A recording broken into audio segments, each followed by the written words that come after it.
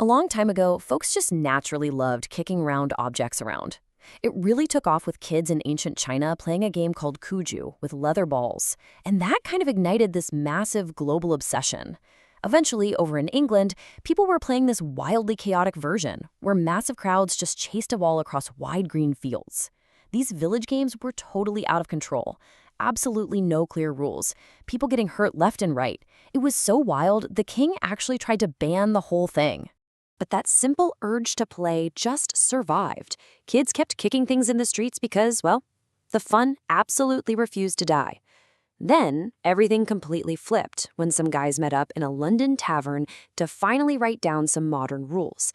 They restricted the game so only your feet could touch the ball, turning this chaotic free-for-all into a pretty clever, beautiful puzzle. And that puzzle happens on the grand stage of a big, green rectangle. Think of the pitch kind of like a giant, beautifully manicured theater stage, where a totally unscripted play unfolds. The grass is kept perfectly short, and the entire cast wears matching bright shirts, sharing a beautiful dream of getting the ball into those massive nets sitting at opposite ends. Now, check out the division of labor out there. Most of the players are roaming everywhere, running endlessly across the grass to pass and attack the other side. But look at the player wearing a totally different shirt. They're the ultimate final shield. They guard the open net, dive onto the hard ground, and they alone are allowed to use their hands to catch the flying leather. To keep this big dance running fairly, someone dressed in black watches everyone like a hawk. They hold a small metal whistle, and if someone pushes or plays dirty, they blow that whistle and act as the ultimate buzzkill, stopping the game immediately. Fair play is super important, and the game only continues when those strict rules are respected by everyone on the grass. Moving the ball up that field is a total grind, though. You can't just run straight ahead because the opposing team completely blocks the way. You've got to share, which means kicking it to a friend who traps it safely. When a team passes quickly, the ball moves like lightning, wearing out the other guys and magically opening up completely empty space on the grass. Of course, sometimes you lose the ball, and that can feel pretty distressing. You have to run back incredibly fast, but getting it back takes a lot of quiet bravery. Defending is kinda like being a gentle but stubborn bouncer at a club, politely but firmly telling the ball it's not on the guest list. You stand in the way, poke it away gently, and use your body to block a flying ball just to protect your friends. As the match goes on, the clock keeps ticking down, and legs grow very heavy. When players are exhausted, mistakes happen so easily. A bad pass gives the ball away, or a player just trips and falls. The danger builds quietly, until suddenly someone spots a wide-open space, sprints forward, and unleashes an absolute rocket. This is when time completely slows down. The goalkeeper jumps high into the air, fingers stretching desperately for that tight leather.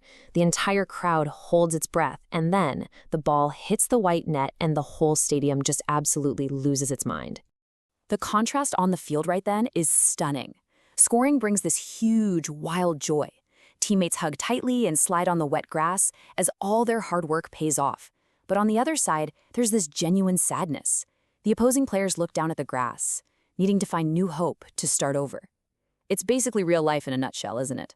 Sometimes you grind hard and lose, sometimes you get lucky and win, but you always, always shake hands afterward. And that simple lesson spread everywhere. Sailors took the game across oceans, and workers played by the docks. The wildest part is, you don't even need money to play. Kids just use pure imagination. Rolled up socks or empty plastic bottles become the ball, and just placing rocks on the ground makes a perfect goal.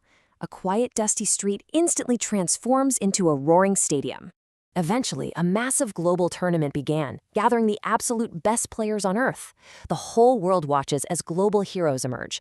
Legends like Pelé showed us pure magic, and Diego Maradona basically danced past heavy defenders.